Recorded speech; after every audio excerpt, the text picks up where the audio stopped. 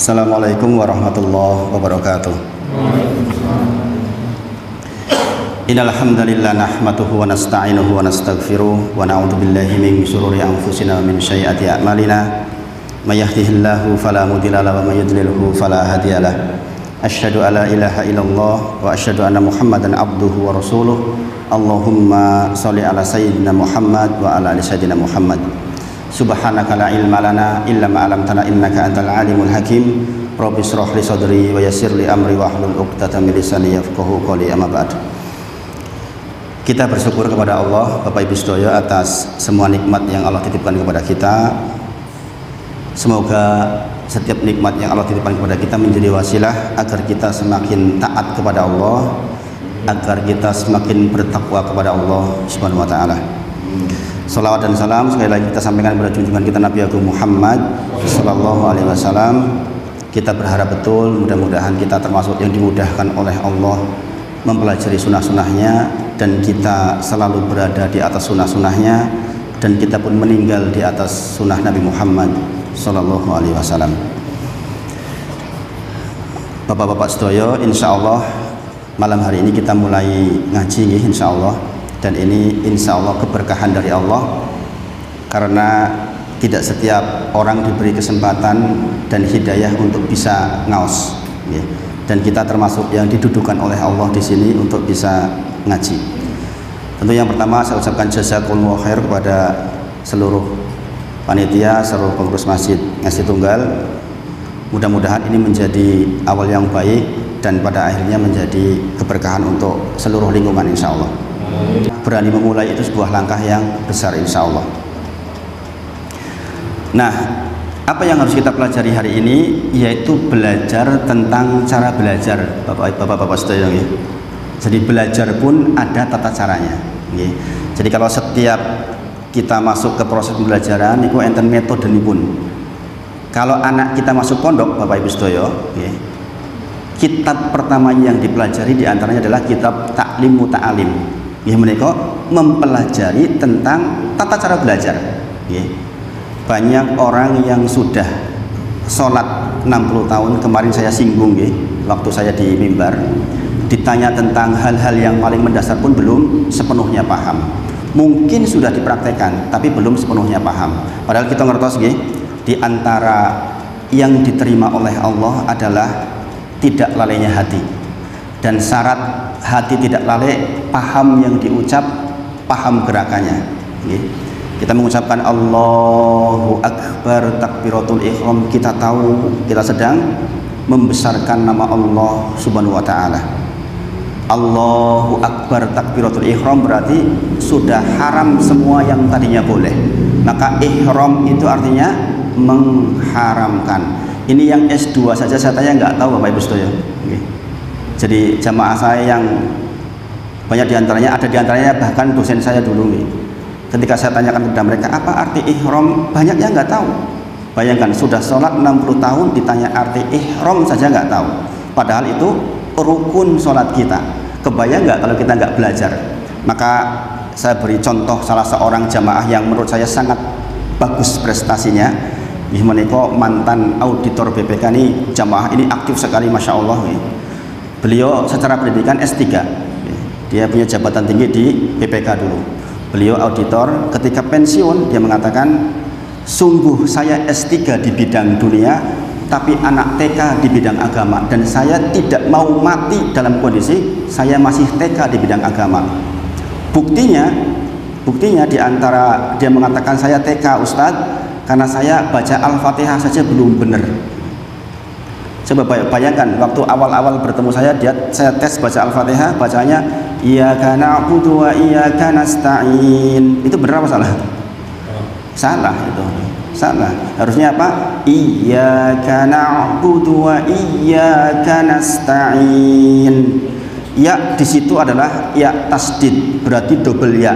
Kehilangan satu ya berubah arti. Maka di mazhab Imam Syafi'i batalah bacaan Al-Fatihahnya. Yang kalau batal Al-Fatihahnya berarti batal sholatnya. Kata Rasulullah, la sholata liman lam yaqra bi Fatihatil kitab. Tidak ada sholat bagi orang yang tidak membaca Al-Fatihah. maksud tidak membaca Al-Fatihah adalah diantaranya keliru bacaan Al-Fatihahnya. Maka orang ini Masya Allah sekarang sesepuan loh, ini sudah 60 tahun udah pensiun, belajar tahsin lagi dengan anak-anak, belajar dari mulai alif bata lagi Masya Allah, padahal S3, jabatannya tinggi di BPK dulu. Masya Allah, Masya Allah.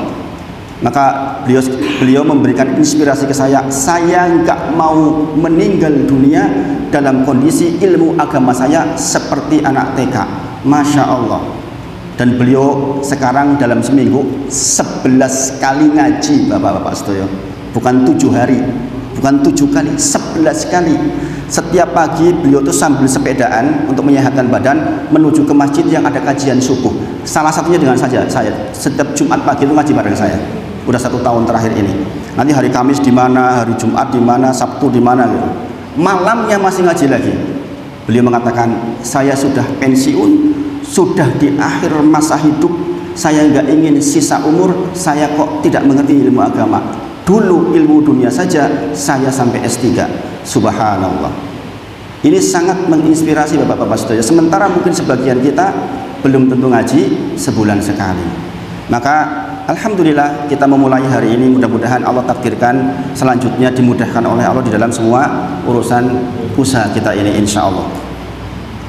Saya kadang-kadang kalau subuh berangkat lewat sini tuh kadang-kadang suka sedih gitu. Ya Allah, masjid yang dekat saya malah belum kesentuh. Kajian saya itu di Soro Sultan ada 2. Di Gunung Sempu ya lumayan dekat nih. Kemudian di Taman Tirto Utara itu ada sekitar 4 masjid.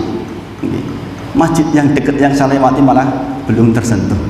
Maka hari ini alhamdulillah diinisiasi oleh teman-teman semua, mudah-mudahan penuh dengan keberkahan. Bapak Ibu sedaya, metode belajar kita adalah metode yang diterapkan oleh para ulama, yaitu ngaji kitab. Bapak Ibu sedaya, jadi kita ngaji enggak ngalor ngidul maksudnya. Ada orang sudah ngaji puluhan bahkan mungkin ratusan kali enggak pernah ngerti yang dikaji itu apa. Maka ngaji yang betul itu pakai urut-urutan. Kados dengan sekolah ada SD kelas 1, kelas 2, kelas 3 sampai kemudian SMP, SMA begitu. Sehingga jenengan tahu, oh minggu lalu saya belajar ini, minggu berikutnya nanti saya akan belajar ini. Terus seperti itu. Setahun jenengan berlalu, insya Allah ada ilmu yang kita peroleh. Maka model kajian takbik akbar ke takbik akbar terus menerus itu susah kita mendapatkan ilmu bapak-bapak sedoyo. Apalagi cuma seminggu sekali. Apalagi cuma seminggu sekali. Saya dulu ketika belajar di Mahat itu setiap Sabtu dan Minggu mulai jam 6 pagi sampai maghrib. Setiap Sabtu dan Minggu selama hampir 8 tahun itu. Bayangkan, untuk mengaji ilmu tentang hadis, tentang Al-Quran butuh waktu yang panjang. Apalagi kalau hanya seminggu sekali pada maghrib sampai isya. Alhamdulillah minimal sudah mulai. Alhamdulillah. Jadi nanti model belajar kita insya Allah jenengan punya kitabnya. Salah satu yang akan kita bahas adalah Kitabul Jami. Nanti insya Allah oleh panitia disediakan masing-masing fotokopi, sehingga apa yang dibaca jenengan bisa baca di rumah. Kemudian kitab yang kedua diantaranya adalah kitab tentang fikih zikir pagi, zikir petang. Zikir pagi, zikir petang. Karena itu amalan kita sehari-hari. Allah memerintahkan kita dan mengingatkan kita agar selalu mengingat Allah Subhanahu wa taala. Allah berfirman, Inna fi khalqis samawati wal ardi wa ikhtilafil laili wan nahari la ayati li ulil albab. Kata Allah, sungguh di dalam penciptaan langit dan bumi dan bergantinya siang dan malam, sepindah balik saya ulang, jangan perhatikan, dan bergantinya siang dan malam seperti sekarang ini. Kita waktu maghrib, waktu berganti dari siang ke malam hari, waktu dari malam ke pagi, subuh nanti, sungguh ada tanda-tanda kebesaran bagi siapa? Liulil albab, bagi orang-orang yang punya akal, kata Allah. Jadi sama-sama melewati maghrib, isya, pagi, subuh. Ada orang yang biasa saja hidupnya, nggak berpikir tentang sesuatu yang besar, padahal Allah menyampaikan pergantian itu sungguh ada pelajaran ingkang saged dipendet. Bagi siapa? Li ulil albab. Kagem tiang-tiang ingkang mau belajar, mau berpikir. Siapa li ulil albab? Lanjutkan ayatnya. Alladzina yadhkurunallaha qiyaman wa qu'udan wa 'ala junubihim wa yatafakkarun. Nggih menika tiang-tiang ingkang mengingat Allah dalam kondisi berdiri, dalam kondisi duduk, dalam kondisi berbaring, sampai pun jenengan badhe sareh niku zikrullah. Apa yang dilakukan? Wa yatafakkarun. Dia memikirkan tentang kebesaran Allah. Oh, malam tempat saya istirahat, waktu istirahat. Nanti malam kita wudu, tegak sholat malam, siang untuk bekerja. Bagaimana Allah memindahkan dari malam ke siang? Sungguh ada tanda-tanda kebesaran bagi tiang-tiang ingkang berpikir. Kita nggak mampu melakukan itu. Tiba-tiba jadi pagi, kemudian datang waktu duha, kemudian ganti waktu duhur, datang waktu asar. Allah yang mengatur itu semua sampai nanti pada saatnya selesai, yaitu ketika as-sa'ah datang, ketika hari kiamat datang. Saat itu sudah tidak ada kekuatan lagi buat kita untuk bertobat kepada Allah Subhanahu wa taala. Jadi sekali lagi, ini seperti ini adalah proses untuk kita banyak mengingat Allah Subhanahu wa taala. Nah, ada satu hal yang perlu jenengan pahami Bapak-bapak sedaya. Jenengan sholat untuk mendapatkan pahala sempurna atas sholat, maka jenengan harus tahu tata cara sholat persis sebagaimana Rasulullah ajarkan. Makanya kadang-kadang ada orang yang sholatnya dapat separuh pahala, ada yang dapat seperempat pahala, ada yang enggak dapat pahala sama sekali, ada yang pahalanya sangat besar. Tetapi tidak dengan mencari ilmu, Bapak-bapak sedaya. Mencari ilmu itu enggak diberi syarat untuk dapat pahala besar. Siapapun yang duduk di majelis ilmu, walaupun sama sekali tidak paham, dia sudah dalam ibadah yang sangat besar, yang pahalanya tetap full. Itulah kehebatan kita duduk di majelis ilmu. Maka dikatakan duduk seperti ini di majelis ilmu, pahalanya lebih dari sholat malam 1000 rakaat. Masya Allah, Masya Allah.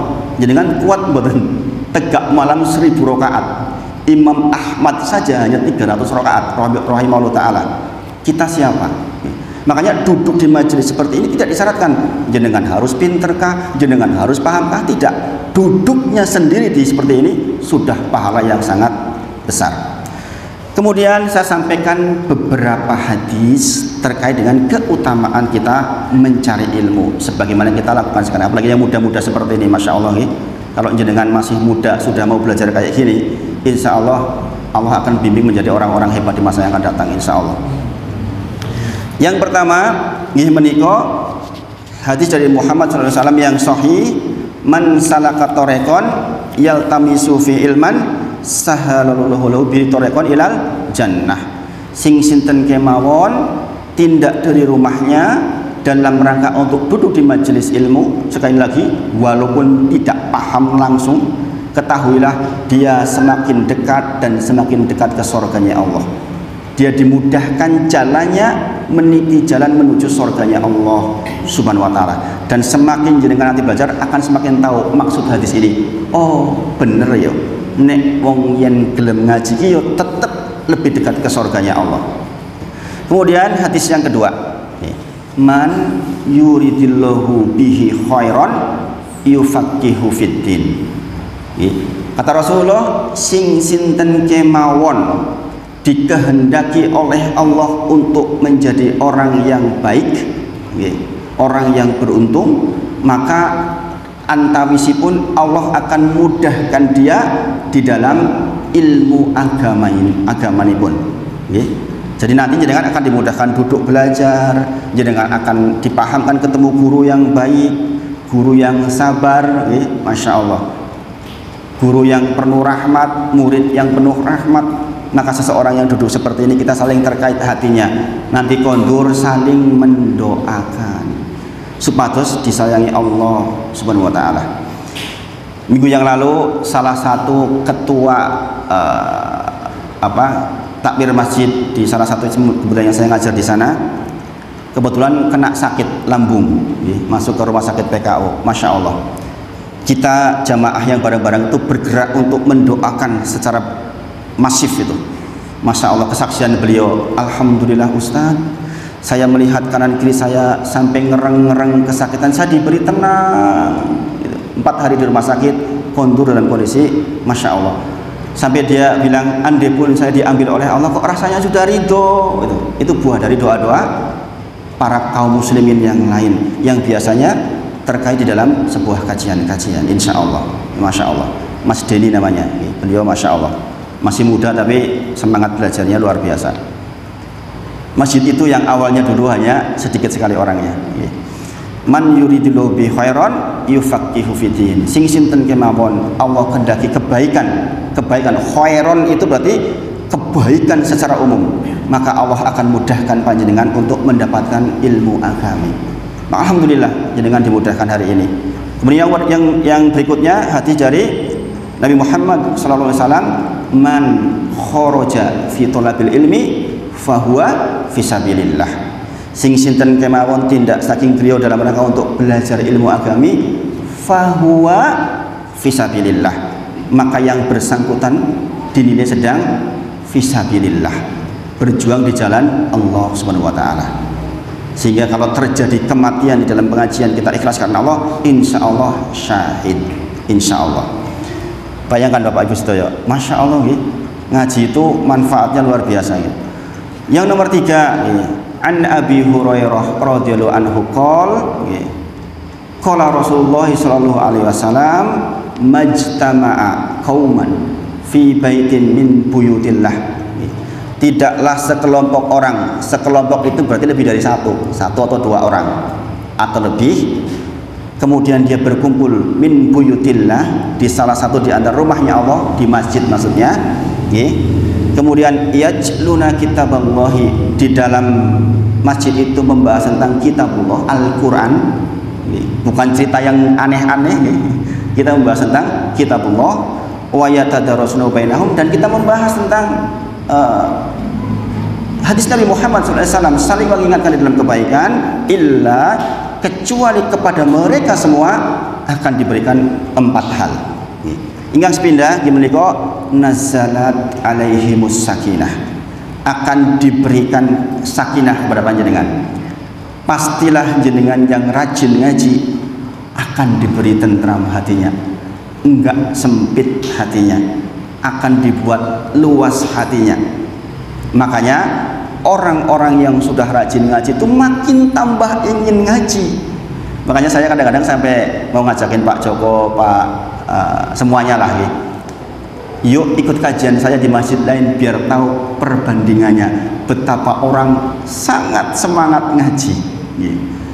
Di contohnya di Masjid Jabal Nur Gunung Sempu itu Masya Allah, orang sepuh-sepuh pada duduk banyak, hampir 100 orang Masya Allah, sambil sarapan pagi. Mereka menyediakan kadang-kadang bubur, kadang-kadang, jadi sesepuhan itu bahagia hidupnya Masya Allah, karena hidup di masa tua dengan ilmu. Kebayang mboten Bapak-bapak sedaya, jenengan hidup di masa tua tanpa ilmu, meninggal masih TK ilmunya tentang agama, na'udzubillah, summa na'udzubillah min dzalik. Kita belajar ilmu dunia saja berapa tahun tuh? TK, SD 6 tahun, SMP, SMA, kuliah, panjang, hanya untuk sanggup hidup mabaina sitin ila sab'in, antara 60 sampai 70. Kebanyakan kita nek 70 pun deket banget tuh sama kematian. Saja kita cari ilmu puluhan tahun, subhanallah.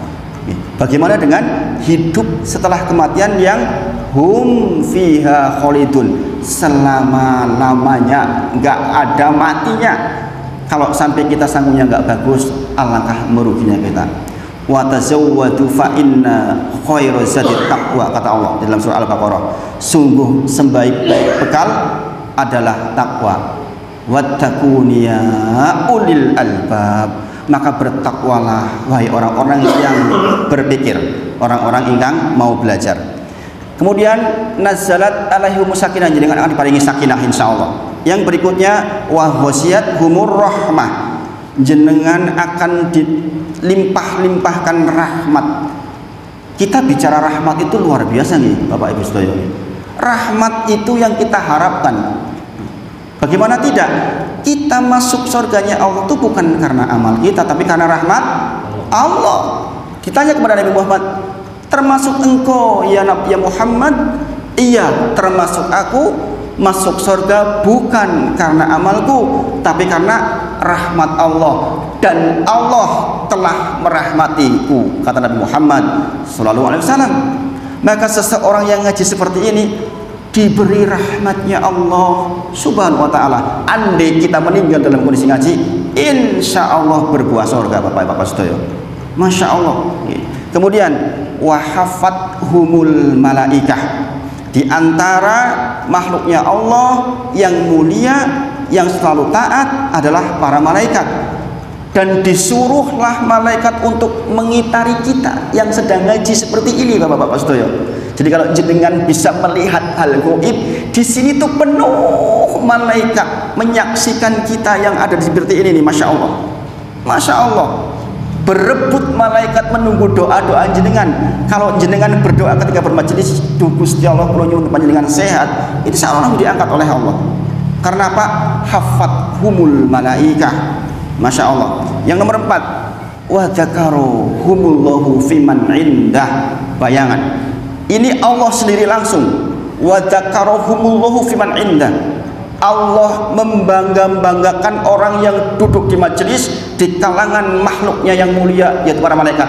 Itu si fulan, itu Mas Joko, itu Mas semuanya yang datang di sini disebutkan, itu loh si fulan sedang duduk di majelis, dibangga-banggakan di sisi Allah subhanahu wa ta'ala.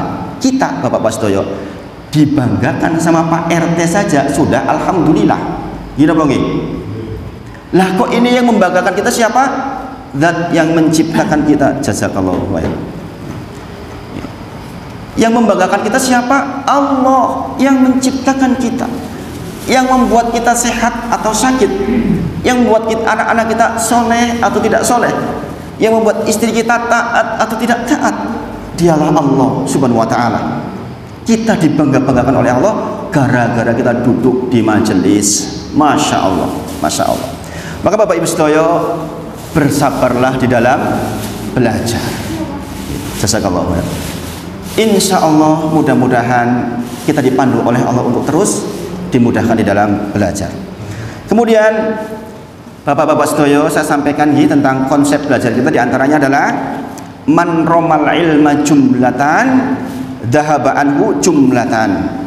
Kata para ulama, sing sinten kemawon nyuwun gadah ilmu langsung sekaligus kathah pinter, maka dikatakan apa para ulama?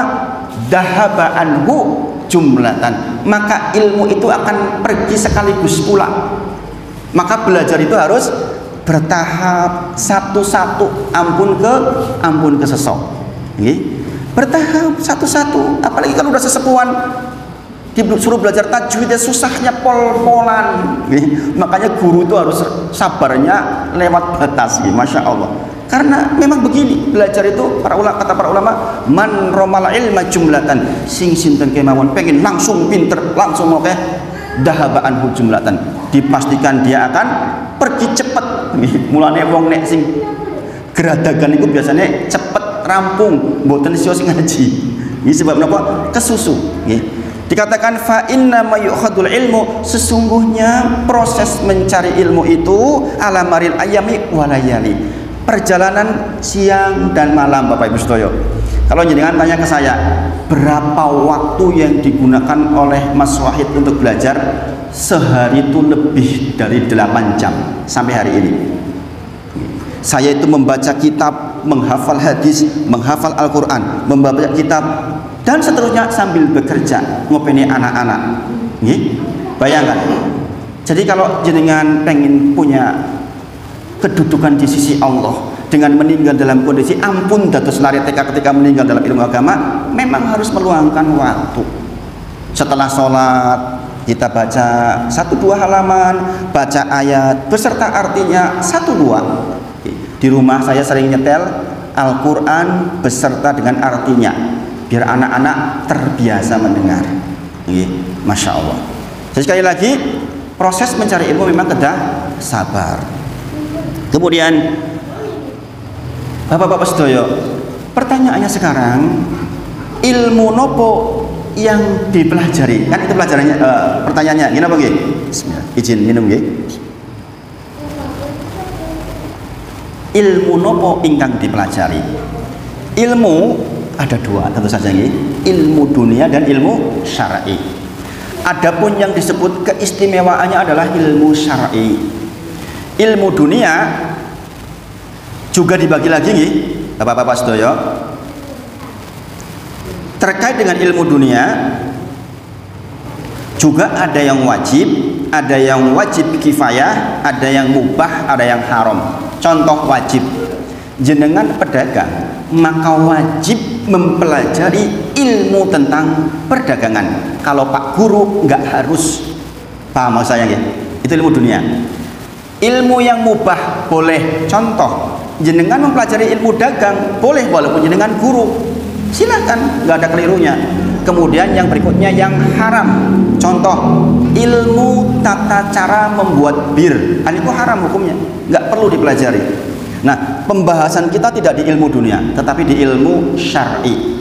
Di ilmu syar'i, ilmu dunia insya Allah jenengan sudah jauh lebih paham dari saya. Ilmu syar'i meliputi ilmu yang wajib ain dan mustahab. Wajib ain artinya masing-masing orang yang mengaku agamanya Islam harus tahu masing-masingnya, nggak boleh wakil.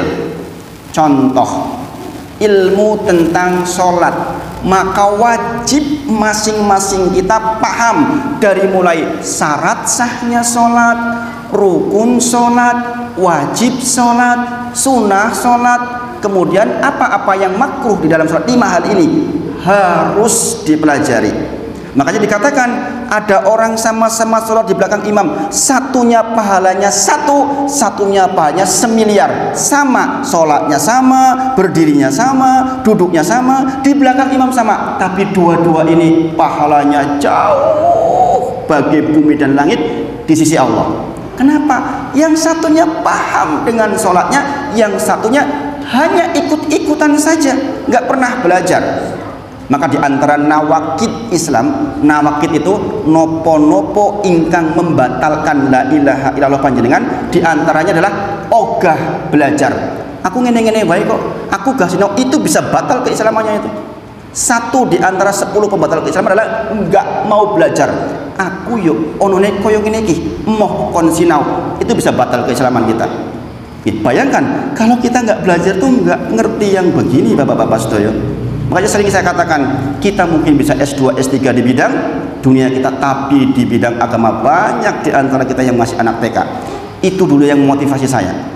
Saya dulu masuk ke teknik kimia UGM, tidak mudah.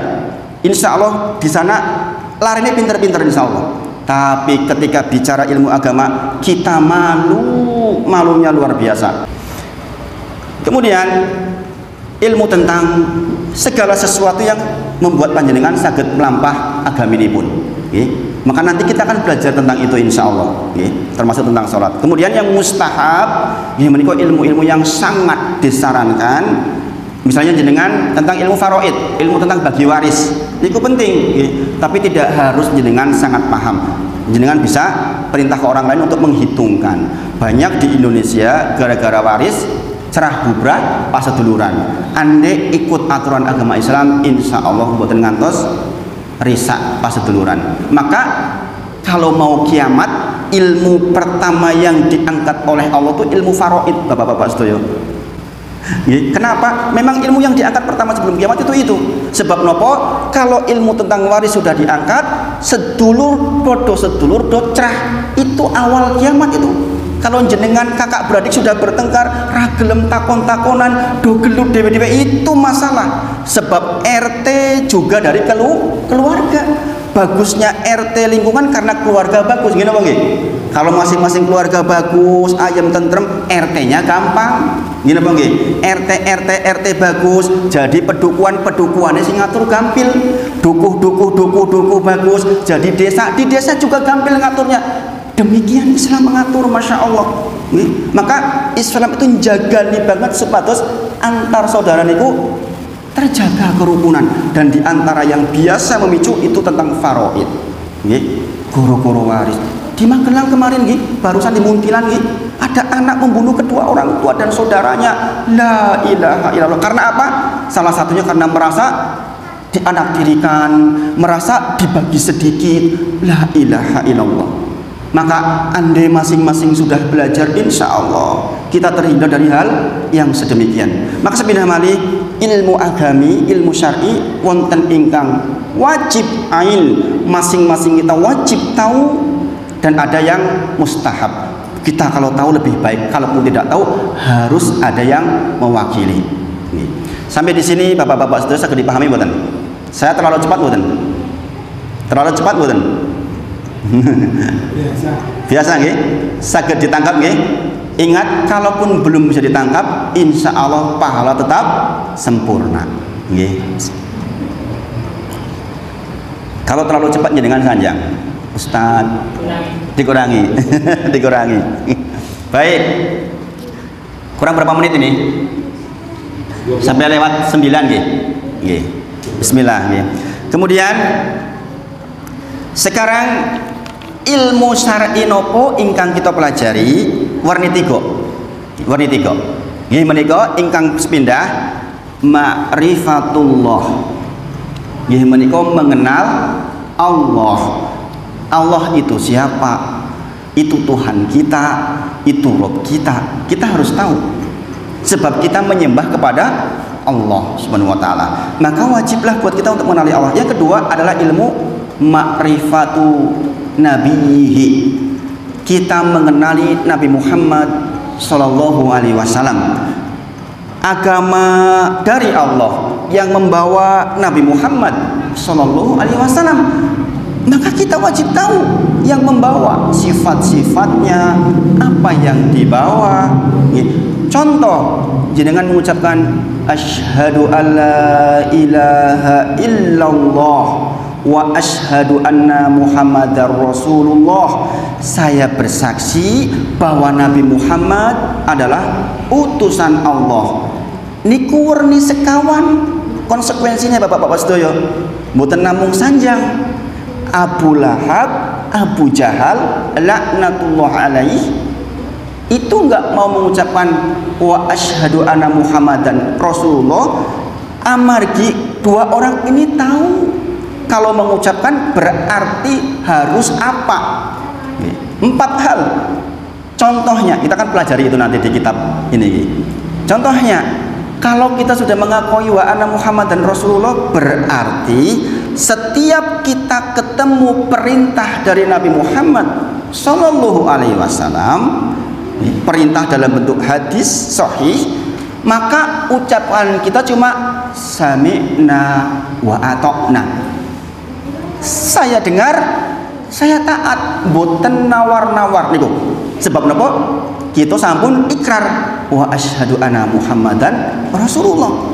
Lah kok ada informasi panjenengan sebaiknya misalnya harus berbuat baik kepada orang tua misalnya nggih, birrul walidain. Rasulullah ngendika ngaten. Kita nawar, ning yo kari-kari kepiye wong tuane ora adil yo aku gak kon berbuat. Misal seperti itu nawar namanya. Nggih, nawar. Innaudzubillah. Misalnya, nikah itu ya laki-laki dengan perempuan. Ditawar zaman sekarang.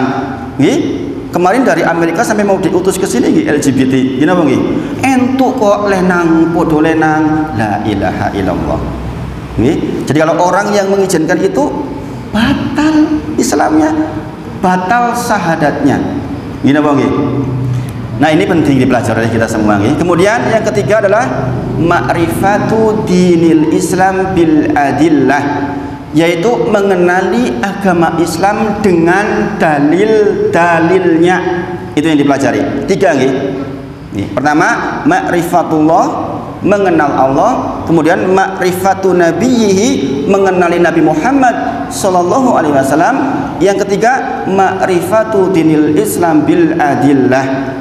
Gimana kok memahami, mengenali agama Islam dengan dalil-dalilnya. Nih, di sini insya Allah ranting Muhammadiyah nih, yang biasa berbicara agami kagem dalil. Memang harusnya seperti itu nih. Nopo-nopo niku kedah enten dalilipun nggih. Jangan sampai kita beragama kok lah jarene mbahku ngene iki. Nah, ini kan jadi nggak selalu keliru, bisa jadi yang dari respon kita juga benar nih. Kita nggak menyalahkan, sama sekali nggak menyalahkan. Belajar dengan saya, jangan saya menyalahkan orang lain nih. Saya tidak pernah mengajarkan nyalah kita yang sanes, insya Allah nih. Tetapi kita secara pribadi kedah ngertos, oh jebul wong lanang ki jebul wajib to sholat di masjid menurut 3 mazhab, misalnya seperti itu. Kan kita ngerti dalilnya, sehingga kita tidak teng masjid niku mantep teng ati. Saged dipahami nggih? Mboten namung aku melu-melu kowe, wong yang masjid, enggak begitu. Tapi dengan dalil. Kenapa? Ketahuilah Bapak-bapak sedaya.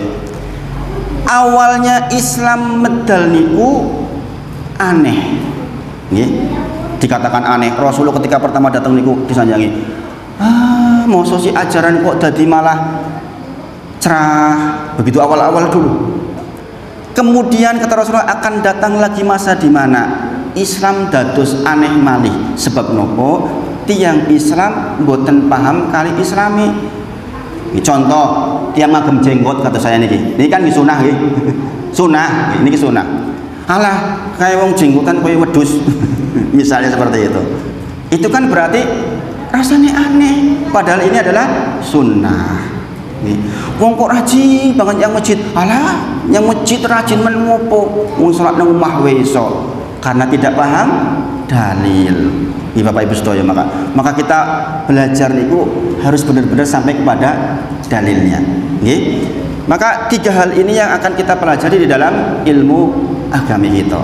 Nah, ma'rifatullah, mengenal Allah, mengenal Nabi Muhammad SAW, dan mengenal agama kita. Dan Bapak-bapak sedaya, kabar baiknya 3 inilah yang menjadi ujian pertama panjenengan ketika masuk ke alam barzakh.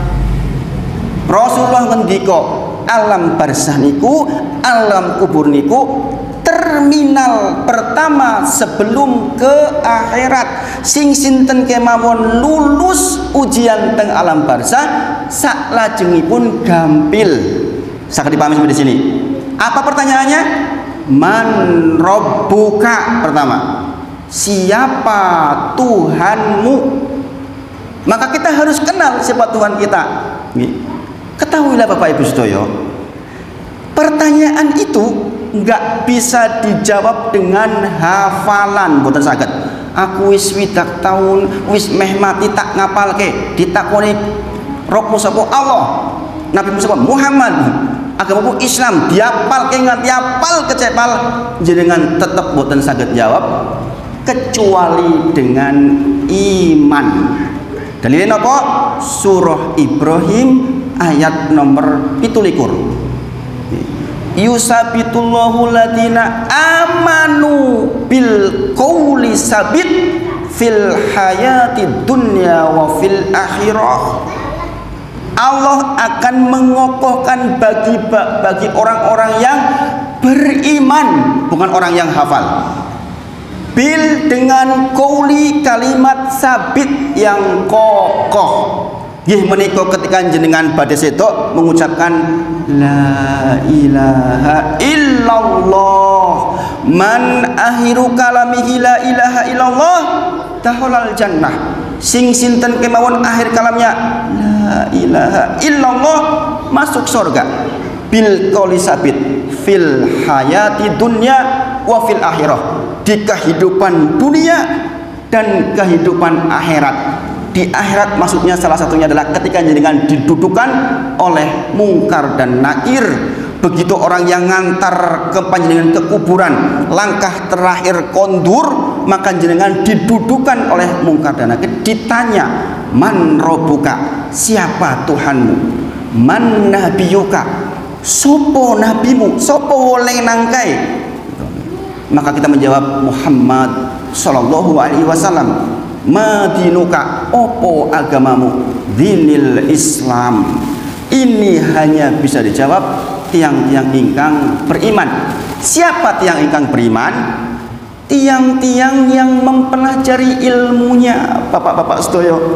Makanya iman itu nggak akan ada kecuali ada ilmunya. Contoh jenengan purun tindak sholat isya berjamaah. Sebab nopo? Sebab jenengan mengimani sholat niku wajib. Pengetahuan atau ilmu niku gini apa nggih? Sholat berjamaah itu pahalanya ageng, wajib bagi laki-laki di 3 mazhab. Dengan ilmu itu jenengan mengimani. Maka nggak ada iman tanpa belajar, Bapak Ibu sedoyo. Penting buatan ngaji. Coba sampai di sini. Penting buatan ngaji.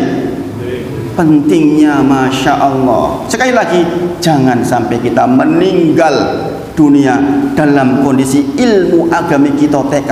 Dan biasanya Bapak Ibu sedoyo, ini saya beri pengetahuan ke jenengan, biasanya orang-orang yang terhambat untuk belajar, yang berarti terhambat dari rahmat Allah, adalah orang-orang yang diberi kesombongan di hatinya, merasa S2, merasa S3, merasa punya kedudukan tinggi, merasa kaya raya.